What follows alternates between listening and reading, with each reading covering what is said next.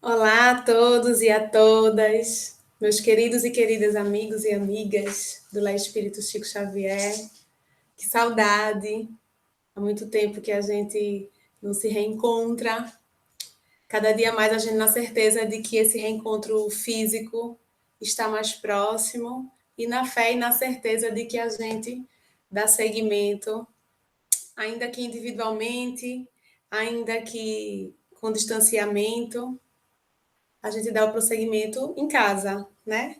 No máximo, algum grupo de estudo, algum grupo da mocidade, mas nunca é a mesma coisa de a gente estar na nossa casa, que, por um lado, trouxe ensinamentos grandes para nós espíritas, essa possibilidade de ser espírita fora do centro espírita, né? É uma questão que a gente sempre conversa muito sobre isso e precisamos tirar proveito desse momento, né? E uma lição que eu tiro é isso, que a gente precisa zelar pelo espiritismo, honrar por ele, estudando, praticando, né? Sendo pessoas melhores, mais do que frequentando alguma instituição. Mas, claro, como seres gregários, como seres que têm necessidade de confraternizar e compartilhar, a gente sente essa necessidade de estar pertencente a um grupo, né? Isso é saudável, isso é social, né? É uma lei da natureza.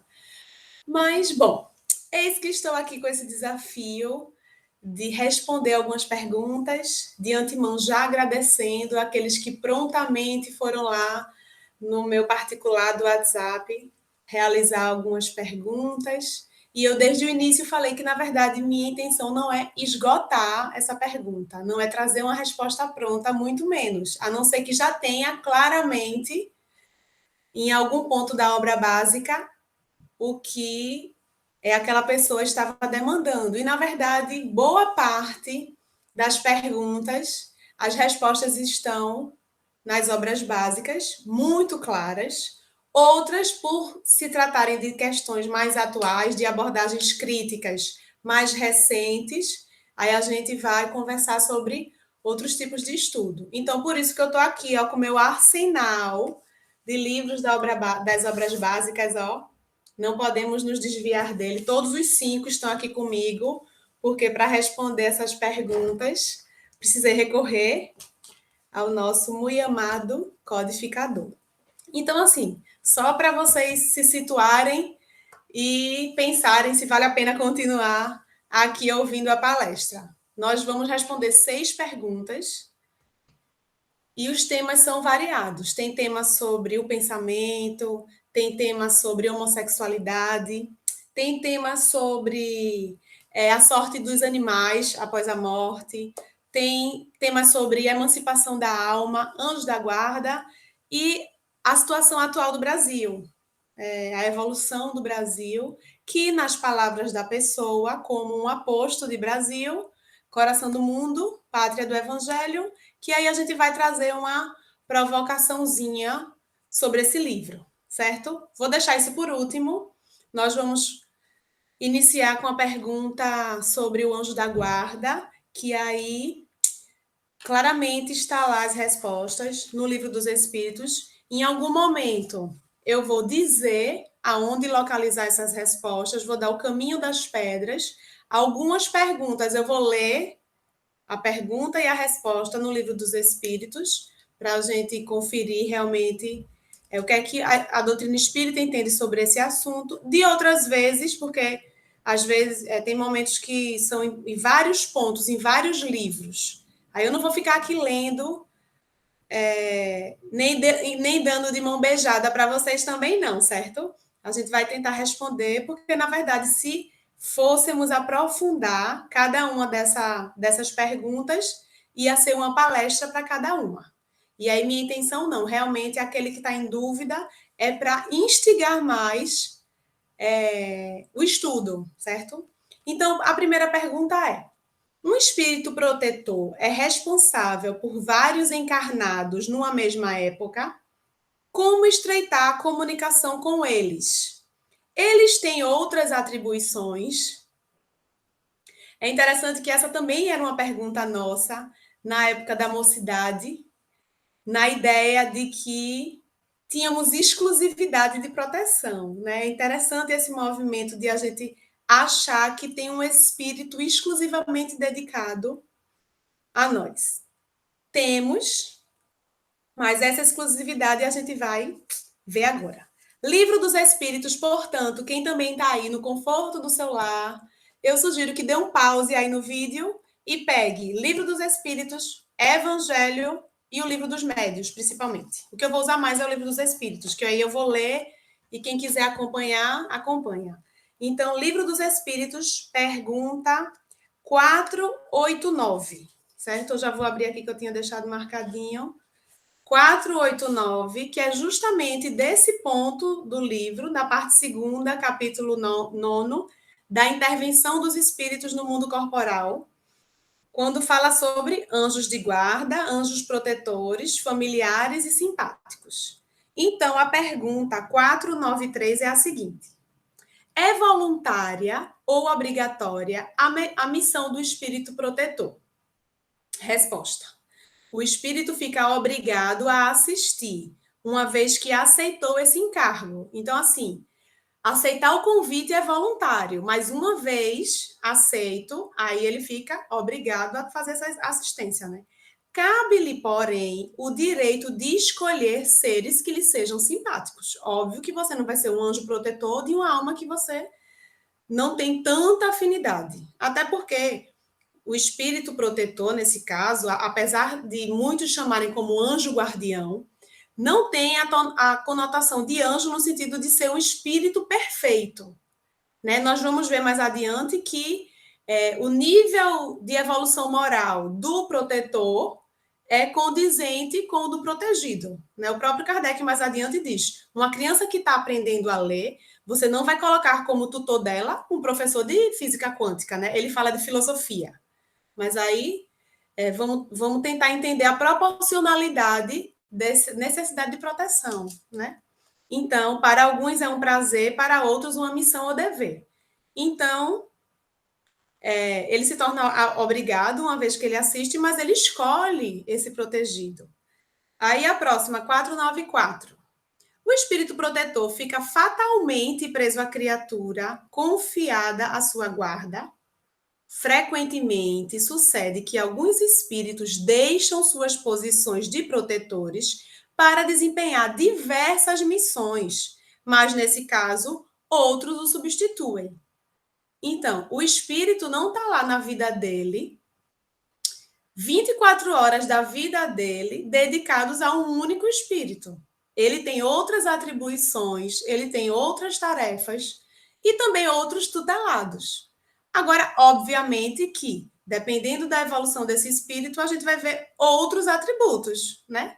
Tem a ubiquidade, tem a transmissão do pensamento. Ele não precisa estar fisicamente, até porque ele não é encarnado, ao lado do protegido. Essa é uma relação que a gente precisa expandir, né? Ele pode assistir vários, ou mesmo que fosse um só, em determinados momentos, para desempenhar alguma missão, ele se afasta, ou até para reencarnar mesmo, e um outro substitui. 495. Poderá dar-se que o espírito protetor abandone o seu protegido por se lhe mostrar esse rebelde aos conselhos? Resposta: afasta-se quando vê que seus conselhos são inúteis e que mais forte é no seu protegido a decisão de submeter-se à influência dos espíritos inferiores. E aí a resposta segue, porque é grande, de Santo Agostinho e São Luís. Vale a pena também a gente ler. Mas eu, para encerrar essa resposta, vou ler o finalzinho do comentário que Kardec faz, a nota de Kardec, na 495, certo? Kardec começa falando que nada tem de surpreendente a doutrina dos anjos guardiões, vai falar sobre o que a doutrina espírita entende por anjo, e aí no final ele faz o seguinte: uma vez que para eles a distância que vai de um mundo a outro é menor do que a que nesse planeta separa os continentes, essa questão de localização, né, de espaço-tempo, que é diferente para o desencarnado. Não dispõe, além disso, do fluido universal que entrelaça todos os mundos, tornando-os solidários, veículo imenso da transmissão dos pensamentos, como o ar é para nós o da transmissão do som. Eu fiz questão de ler esse finalzinho, porque aí já entra numa próxima pergunta, que é o que é o pensamento e como ele se propaga no fluido cósmico universal. Então, ainda falando do anjo guardião, ele pode proteger a gente aqui, alhures, mas nós estamos com esse espírito designado para nos proteger, certo? Espero ter atendido a essa primeira pergunta. Então, a segunda, o que é pensamento? Nesse aqui, a gente já vai vendo que o veículo, os solidários, veículo imenso da transmissão do pensamento, né? O fluido universal. A segunda pergunta é como se propaga. Então, da mesma forma que o som se propaga no ar, o pensamento se propaga no fluido cósmico universal. Então, como toda a criação divina está submersa nesse fluido, que na verdade é a matéria-prima de Deus para poder produzir qualquer coisa, o pensamento chega aonde for, diferente do ar, né? O ar, desculpe, diferente do som, que ele se propaga no ar. No vácuo, por exemplo, não vai ter, mas o pensamento é em qualquer lugar, ele atinge todas as distâncias, todos os universos e galáxias e o ambiente que for da criação, inclusive o próprio Deus, né? Quando a gente vai estudar no Evangelho sobre a prece, né? Lá no capítulo, no Evangelho é o capítulo 8, os itens de 5 a 7, quando fala da transmissão do pensamento.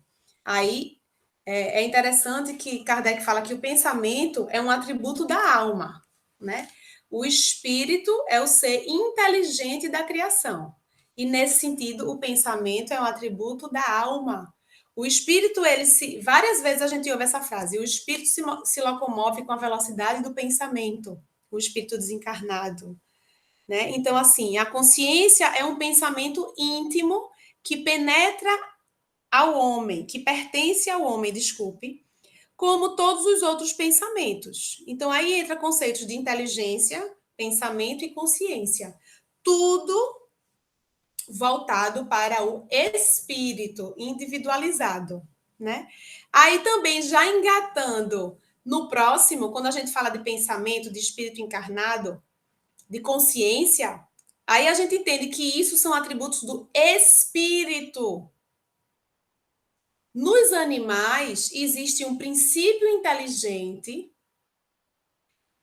Em alguns animais mais evoluídos, um princípio inteligente individualizado, porém, ele ainda não tem consciência de si mesmo.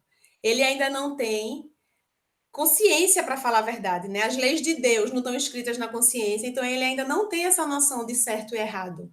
Portanto, aí respondendo à terceira pergunta, qual a sorte dos animais após a morte?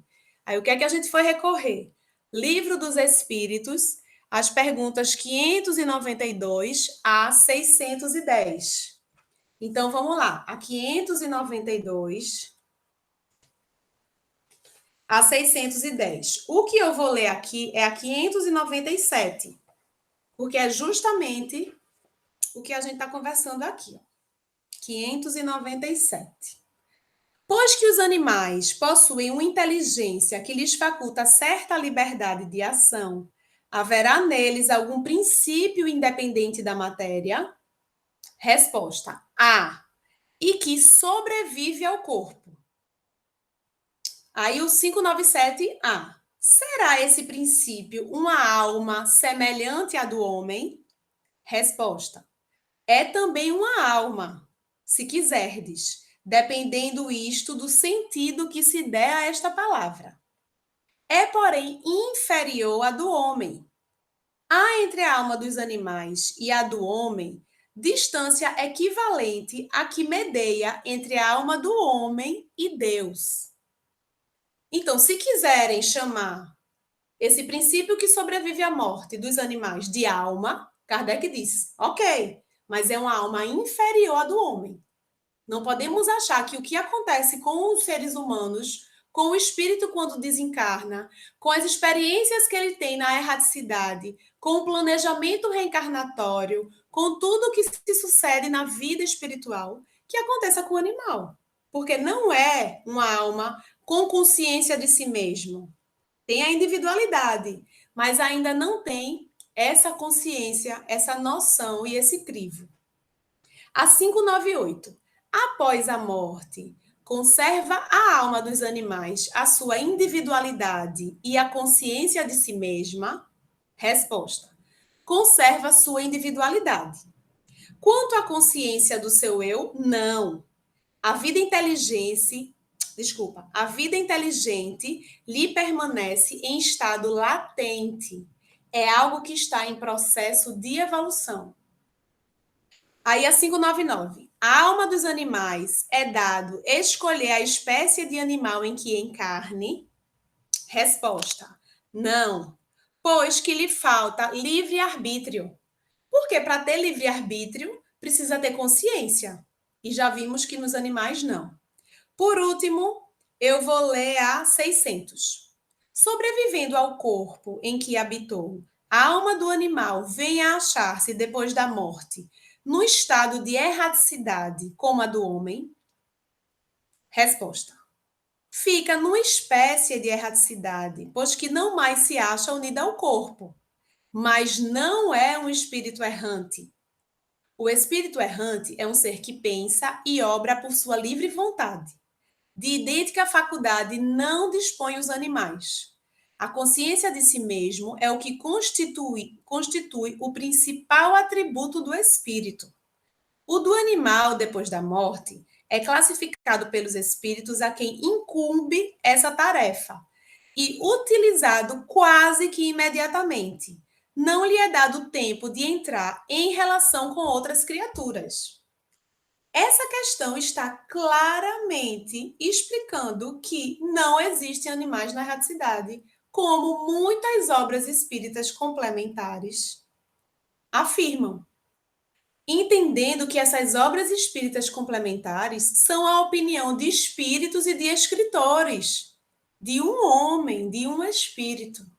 Tá, Beli, talvez uns 2 ou 3, mas está longe do controle universal do estudo dos espíritos que Kardec nos ensinou. Então, nós devemos ler determinadas obras ditas espíritas e estudadas com teor científico em alguns centros espíritas. Podemos entender como uma ficção, como um romance literário, tendo algum tipo de aprendizagem, sim, claro, nós próprios estudamos muito essas obras complementares, mas não podemos nunca nos desviar da base, que é Allan Kardec. Até porque quem criou o nome espírita foi Allan Kardec, não foi nenhum outro. Também sobre a alma dos animais, tem em outros pontos, no livro dos médiuns, o item 283, para quem quiser aprofundar mais sobre esse assunto, certo? Então, o que a gente pode entender é que, claro, existe a afeição do humano com o animal, existe algo além de simplesmente ser uma pedra bruta ou animal inferior. A gente percebe algum tipo de inteligência, algum tipo de instinto, óbvio, nos animais, até de sentimento, de sensibilidade, porque isso a gente percebe até inclusive no reino vegetal. E entendendo que esse princípio inteligente está num processo evolutivo, alguns seres humanos dedicam uma afeição grande aos animais. Mas pensar que tem como a gente se comunicar através. É interessante demais esse ponto do livro dos médiuns, que é onde tem uma pergunta clássica de Kardec que a gente ouve muito nas reuniões doutrinárias. Evoca uma pedra e ela te responderá. Então, sim, muitos centros espíritas a comunicação de animais, mas quem garante? Quer dizer, não tem nem o que garantir, porque animais não se comunicam da forma como nós entenderíamos, não é?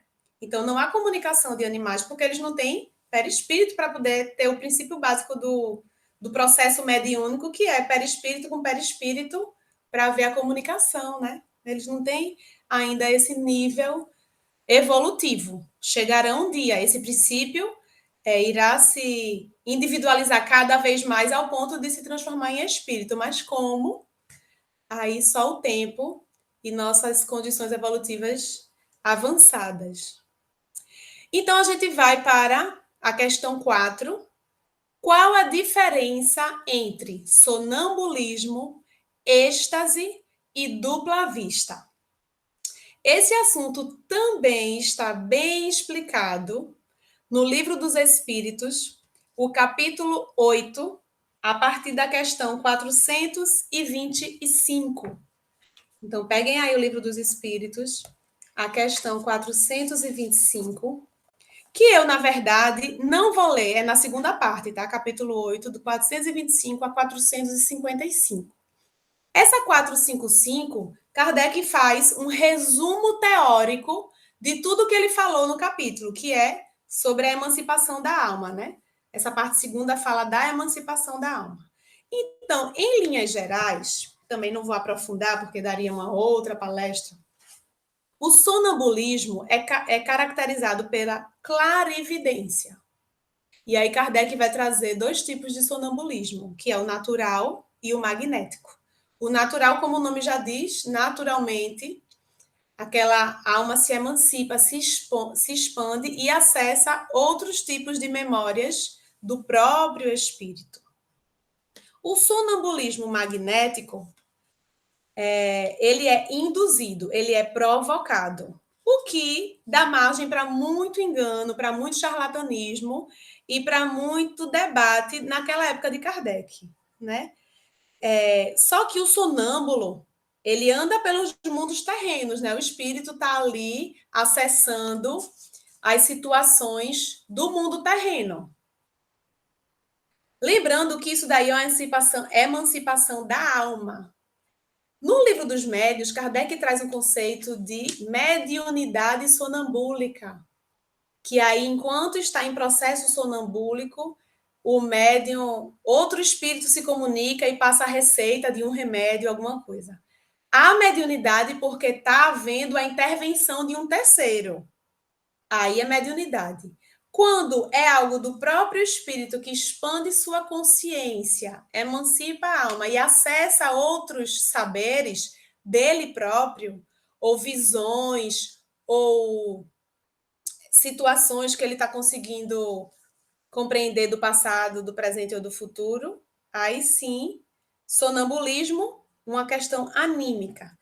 No êxtase, o espírito penetra o mundo dos espíritos etéreos. Então, é algo de exultar. É um momento que ele vai ter acesso a mundos superiores.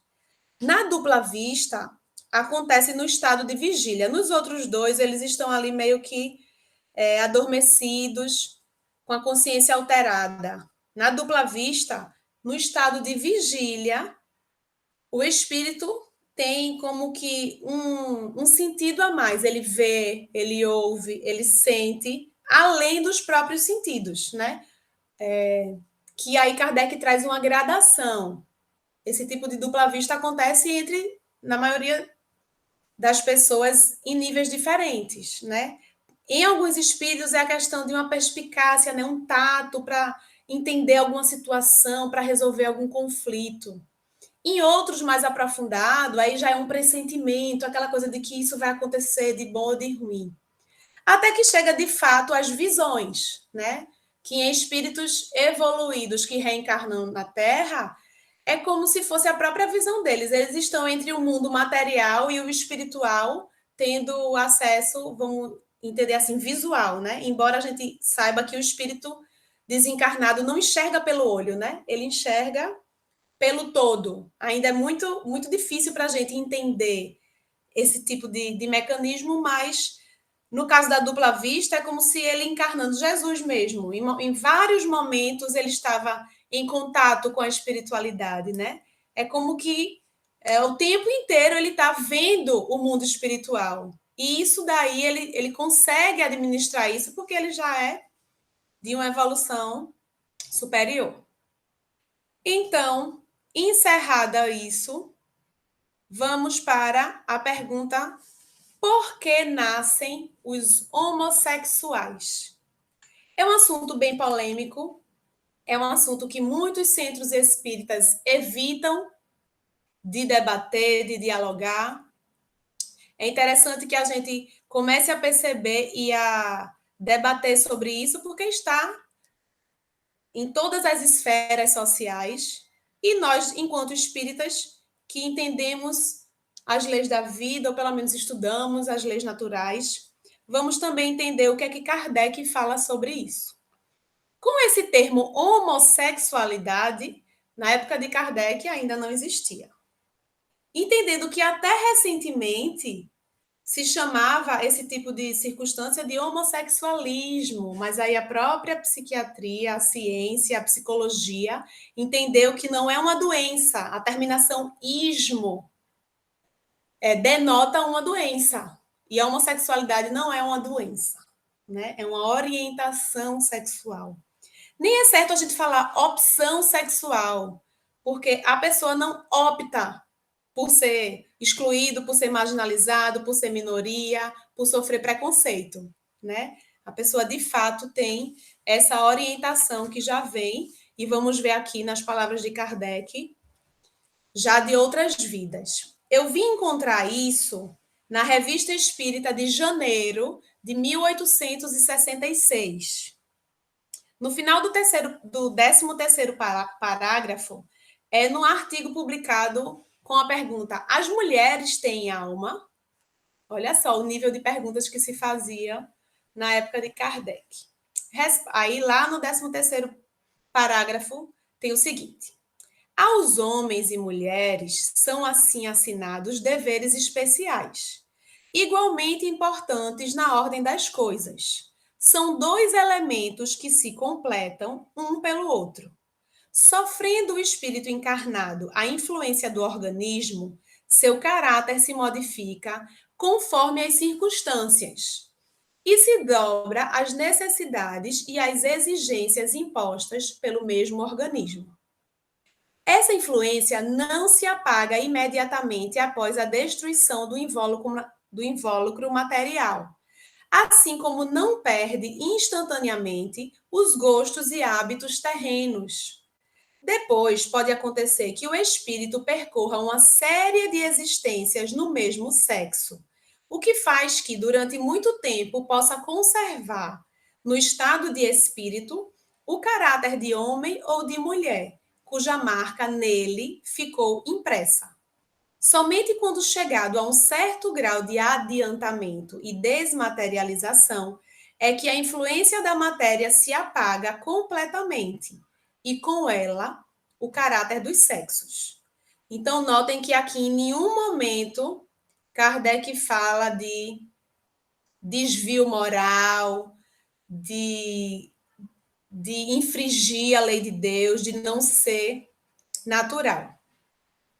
Ainda assim, precisamos entender que nesse mesmo artigo, precisamos entender o contexto da época de Kardec, né? Até no nosso, eu acabei de falar que há pouco tempo ainda era considerado uma doença, inclusive pela própria ciência. Agora, com o avanço dos estudos das ciências sociais, da identidade de gênero, é que vai havendo avanços. Na época de Kardec, ainda se achava isso uma anomalia. Tanto é que um subitem desse artigo tem causas das anomalias. Aí segue. Se essa influência se repercute da vida corporal à vida espiritual, o mesmo se dá quando o espírito passa da vida espiritual para a corporal. Numa nova encarnação, trará o caráter e as inclinações que tinha como espírito. Se for avançado, será um homem avançado. Se for atrasado, será um homem atrasado. Mudando de sexo, poderá então essa impressão e, em sua nova encarnação, conservar os gostos, as inclinações e o caráter inerente ao sexo que acaba de deixar. Então, essa é uma questão reencarnatória, obviamente, mas quando a gente entende que lá no Livro dos Espíritos, na pergunta 200, a espiritualidade responde que espírito não tem sexo, então não importa para o espírito essas questões de orientação sexual, no sentido de desenvolvimento moral. Pouco importa se é homem, se é mulher, se é um homem com uma mente de mulher ou se é uma mulher com uma mente de homem, um espírito que teve muitas experiências no corpo de um homem e aí reencarna no corpo de mulher porque precisa passar por outras experiências que apenas no corpo de mulher ele consegue passar e aí não consegue desmaterializar esse masculino, vamos dizer assim, porque é uma questão biológica. Mas, claro que também tem o viés psicológico e que cada vez o espírito que precisa lidar com essa situação, como precisa lidar com a riqueza, com a pobreza, com a beleza, com a feiura, com o poder, com a miséria, são experiências da vida. Mas o que a gente precisa entender é que, acima de tudo, independente da orientação sexual, esse espírito precisa buscar a evolução, precisa buscar o melhoramento, precisa ser justo, ser honesto, ser fiel, assim como todos os demais da criação. Então, claro que, como para qualquer outro, precisamos respeitar, precisamos compreender, precisamos apoiar, auxiliar, não apenas quando tem uma situação dessa em nossa família, mas entendendo porque somos todos seres humanos. Às vezes choca para alguns mais conservadores as atitudes de que muitos dos LGBTs ou até outras denominações que eu não sou tão expert nesse assunto ousam, né, e se colocam à mostra, mas porque às vezes precisa chocar, né? Precisa haver essa ruptura para depois haver o equilíbrio nessa tensão, né?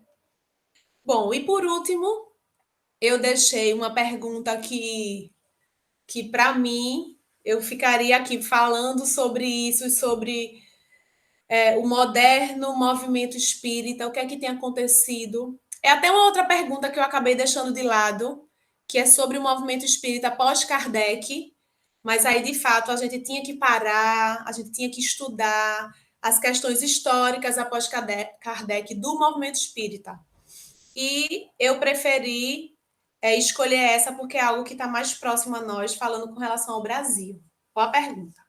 Como interpretar o momento de evolução do Brasil, coração do mundo e pátria do Evangelho? O que podemos fazer pela paz do mundo, além de orar?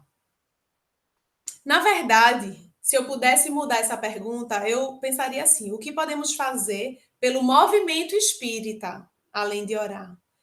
Porque é algo que há muitos anos esse movimento vem se mostrando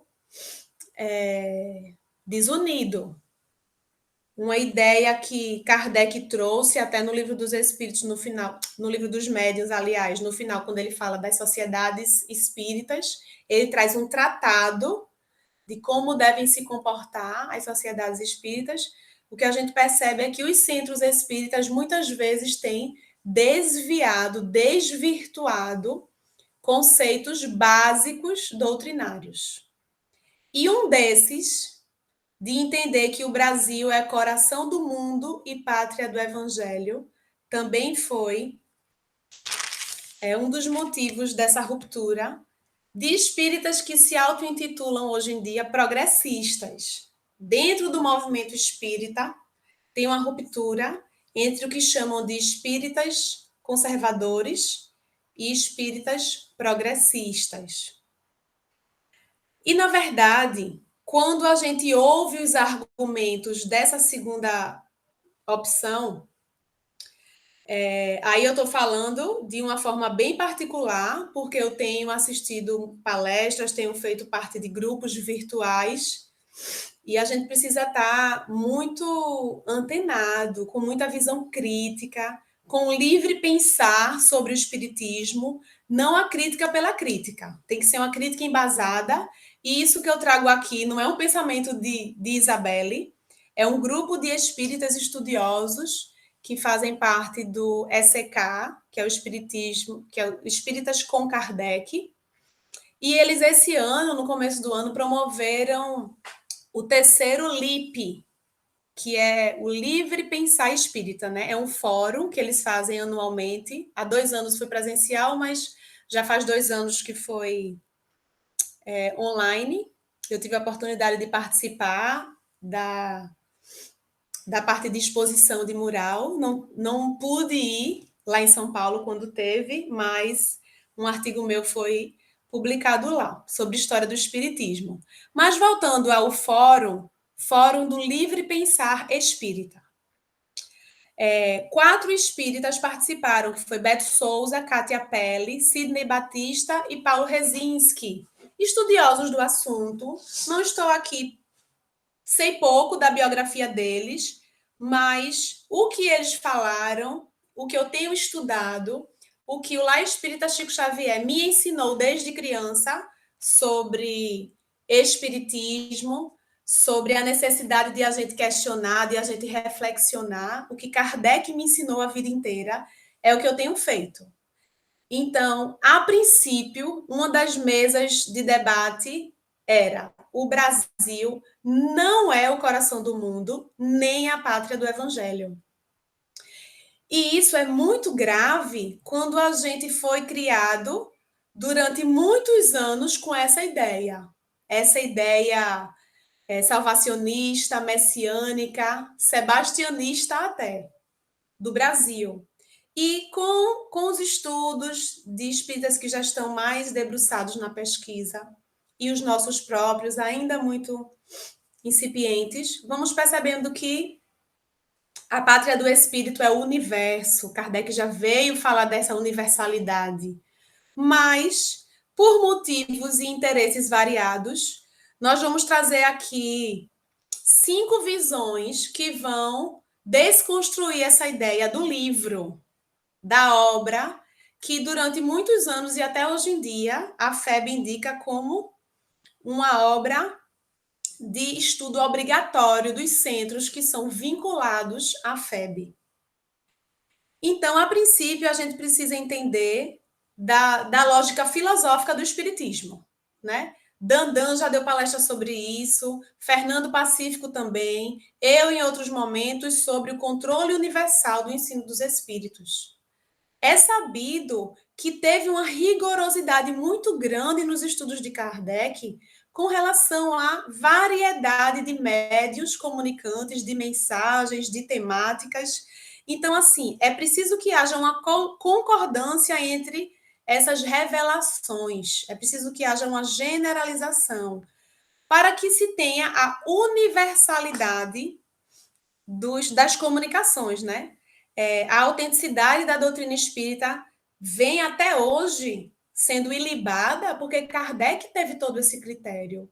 E é o que a gente precisa entender de um livro escrito por um espírito desencarnado que, em vida, tinha sido um escritor de contos e crônicas, muito bem conceituado, vale ressaltar, Humberto de Campos, e através de um médium ainda muito iniciante, com a vida escolar muito precária e uma ingenuidade muito grande. Então, nessa primeira visão, essa lógica filosófica, a gente precisa entender que os conceitos precisam ser randomizados, vamos usar assim uma linguagem mais atual. É importante que haja a randomização dos conceitos. O que é isso? Que ele passe por vários crivos, por vários locais. Em que outro lugar do mundo ratificou que o Brasil é a pátria do evangelho? Quem elegeu isso? Que visão mitológica e mítica é essa de Deus, em nome de Jesus, que vai evocar Ismael, e ele próprio se auto-intitula um anjo Ismael, para que ele desça à terra e seja o governador, a terra, o governador do Brasil. Então, assim, é algo que é muito ficcional quando a gente vai pensar de uma forma mais crítica. Passamos muitos anos de nossa vida nessa ideia ingênua de que o Brasil é o coração do mundo. Como? Por que ele foi eleito se não tem nada aqui no Brasil que o diferencie dos outros países? Muito pelo contrário, a gente tem visto muita desgraça. Aí respondendo, né? Como interpretar o momento de evolução do Brasil? Ele não é o coração do mundo, gente. É importante que a gente tire essa ideia, porque aí, deslocando o Brasil desse altar de Pátria do Evangelho, Coração do Mundo, por uma questão física, um formato de um coração, tantas interpretações que foram nos sendo repassadas sem um critério. Hoje em dia, quando a gente para pensar, é um conto para a criança dormir, só sendo. Vamos falar de Humberto de Campos, que aí é a segunda visão que a gente precisa ter. Lá, nasceu no Maranhão, morreu em 1924, foi escritor de contos e crônicas, membro da Academia Brasileira de Letras. E aí, quando ele desencarna, pouco tempo depois, 3 meses depois que ele desencarna, ele escreve um livro, De um Casarão de Outro Mundo. Depois de 2 anos, ele escreve Crônicas do Além-Túmulo, para em 28 escrever Brasil, Coração do Mundo, Pátria do Evangelho, que é uma narrativa de fatos históricos, sim. E aí, quando a gente vai ler, a gente vê muitas notas de rodapés remetendo a um livro de história, a uma coleção grande de um livro de história. Mas aí é uma mistura, é uma narrativa de fatos históricos, mas que mistura muitos fatos míticos, fatos bíblicos, com um viés catolicizante impressionante, ao ponto de ser o próprio anjo Ismael que está aqui nos salvando da pátria. É uma terceira visão que a gente perceber que o problema não é Humberto de Campos, ele é um escritor. Ele escreveu ali como ele estava acostumado a escrever contos e crônicas, e ali foi mais uma narrativa, mais um conto que ele repassou. Tem ainda a visão jurídica, essa quarta visão jurídica, que foi todo aquele qui pro quo que eu desde pequena entendo, que aí a família dele quis direitos autorais e a FEB interviu, a FEB adulterou, e incluiu um outro capítulo, e foi lá e veio cá. Mas essa visão jurídica a gente precisa entender que com aquele livro que Humberto de Campos publicou, a FEB viu ali uma potência muito grande, poderia corroborar para a liderança que ela queria ter perante o movimento espírita, trazendo o espiritismo no Brasil algo mais, em termos, ela enquanto líder, né? Tanto é que o capítulo 28 desse livro, qual é o título? FEB. A própria FEB cria, né, na hora de editar, porque naquela época era a única editora de livros espíritas, então ela própria editava os livros e ela tinha os direitos autorais dos manuscritos, e esse capítulo 28 foi alterado quando fala da FEB como uma liderança transcendental do Brasil em nome de Jesus. Então, notem que é um endeusamento muito grande do Brasil, né? Embora a gente sabe que o ufanismo, que o ego do brasileiro sempre foi muito grande, né? Ao ponto de dizer que o próprio Deus é brasileiro. E aí, surfando nessa onda, a FEB veio com essa ideia, e os autores sempre reféns da editora da FEB, né? Que era a única de livros espíritas.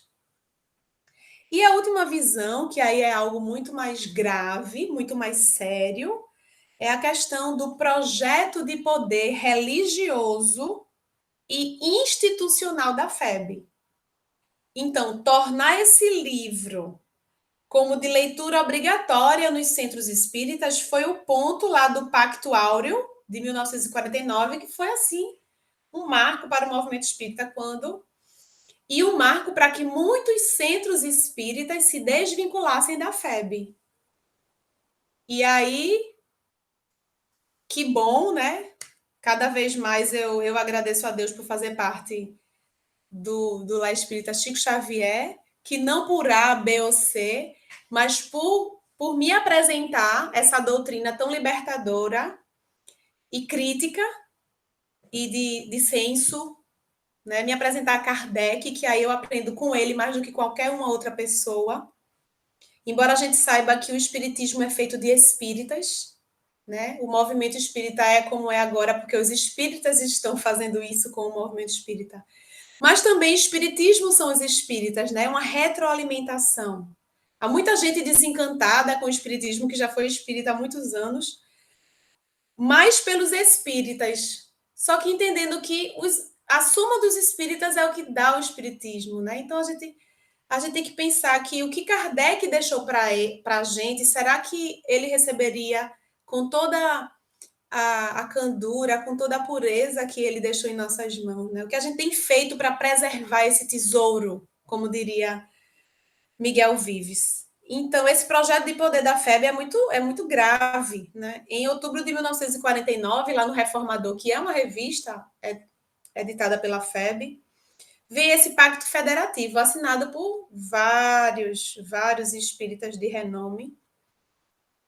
E a gente vê que na doutrina espírita sempre teve, desde essa época do Pacto Áureo, aquela dicotomia entre os espíritas místicos, os espíritas religiosos, os espíritas que acreditavam e acreditam que o espiritismo é uma religião, e aquele espírita, diríamos assim, mais acadêmicos, mais laicos, mais cientistas.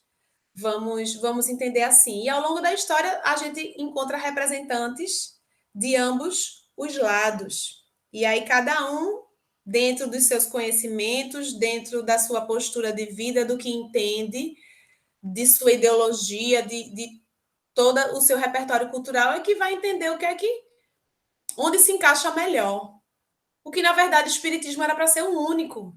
Né? Kardec não previu essa ruptura do espiritismo, até porque todo aquele último capítulo do Livro dos Médiuns foi para que não houvesse isso, para que houvesse uma unidade do pensamento espírita, mas, infelizmente, o que nós temos percebido é que o movimento espírita tem cada vez mais se enfraquecido nesse sentido. Né? De um lado, tem se fortalecido no sentido dessa busca, dessa necessidade de estudo, de comprovar. Tem tanta coisa, gente, novas edições das obras básicas, descobertas de escritos antigos, de adulterações da FEB.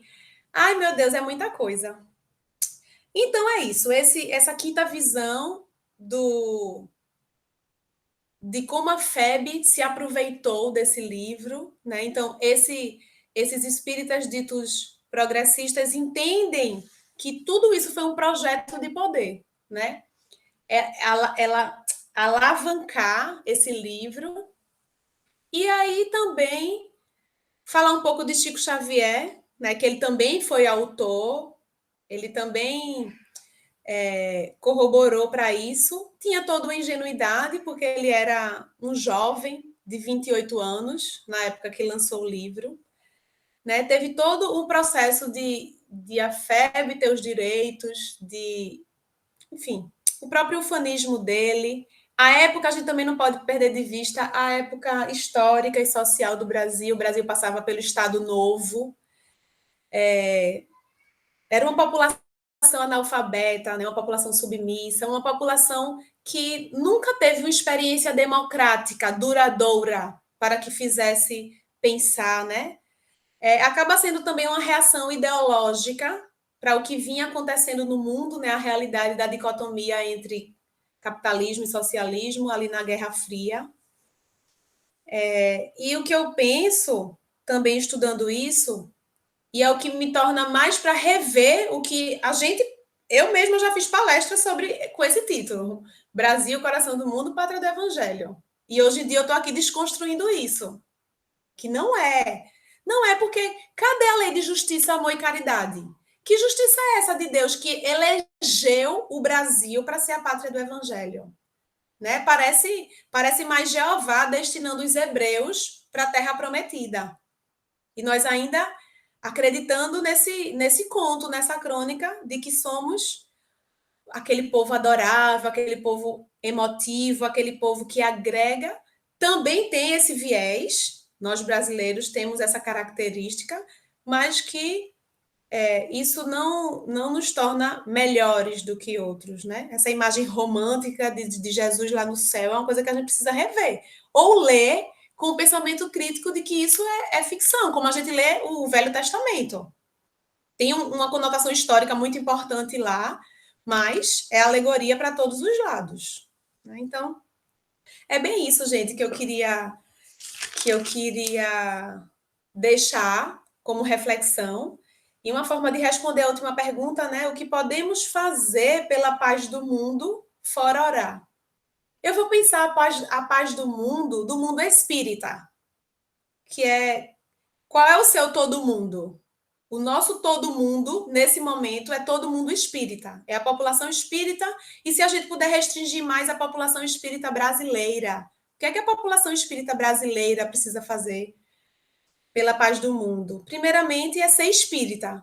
É estudar espiritismo, é compreender essas nuances e não aceitar tudo. O que eu estou falando aqui, você pode discordar, mas é preciso estudar e ter embasamento crítico para a gente poder dialogar. Não simplesmente não é assim porque Deus quis que o Brasil fosse, ou seja lá qualquer outro argumento. Kardec nos ensinou a questionar, mas questionar com o crivo da razão, com paciência, observar uma coisa com um ceticismo até, mas depois ir atrás, estudar, refutar, comparar. São esses verbos positivistas que fazem com que nós nos encantemos cada vez mais com a doutrina espírita.